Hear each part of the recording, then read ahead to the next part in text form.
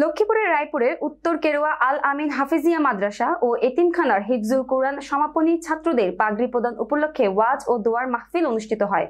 গেল শনিবার 13 জুলাই বিকাল 5টার সময় আল আমিন হাফিজিয়া মাদ্রাসার হলরুমে আনুষ্ঠানিকভাবে 10 জন ছাত্রকে পাগড়ি প্রদান করা হয়েছে। ইউনিয়ন এক্সপ্রেস ডাউনলোড করে কেনাকাটা করুন। কেনাকাটার লভ্যাংশ থেকে ক্যাশব্যাক বুঝে নিন। মাদ্রাসা ও এতিমখানার কমিটির সভাপতি মনির হোসেন সাহেবের সভাপতিত্বে অনুষ্ঠানে প্রধান অতিথি হিসেবে উপস্থিত ছিলেন জেলা আওয়ামী লীগের সাধারণ সম্পাদক ও লক্ষ্মীপুর 2 রায়পুর আসনের সংসদ সদস্য অ্যাডভোকেট নূর উদ্দিন চৌধুরী নয়ন এমপি।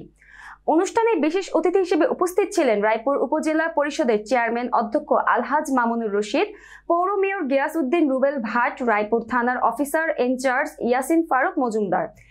ওয়াজ ও দোয়া মাহফিলে বক্তব্য রাখেন শাইখুল হাদিস মুফতি নুরুল হক, মাওলানা নুরুল আমিন কাশিমি, অত্র মাদ্রাসার মোহতামিম হাফিজুল নুরুল আলম, সহকারী শিক্ষক হাফেজ নাসির উদ্দিন, হাফেজ নুরুজ্জামান প্রমুখ।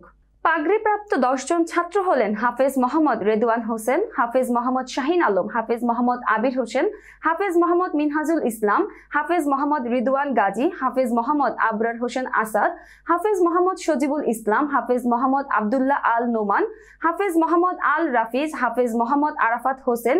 শেষে দোয়া মোনাজাত ও তবারক বিতরণের মধ্য দিয়ে অনুষ্ঠানের সমাপ্তি ঘটে।